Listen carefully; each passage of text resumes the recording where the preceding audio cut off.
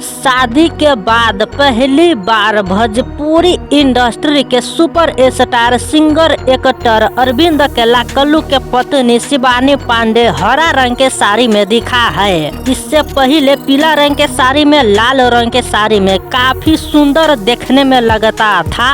उससे भी ज्यादा सुंदर देखने में लगता है हरा रंग के साड़ी में। कल्लू शिवानी पांडे इन दोनों के जोड़ी काफी अच्छा है। शादी के आज 10-15 दिन से ज्यादा बीत चुका है। इसमें कई रंग के साड़ी पहनकर फोटो खींचकर सोशल मीडिया पर शेयर किया।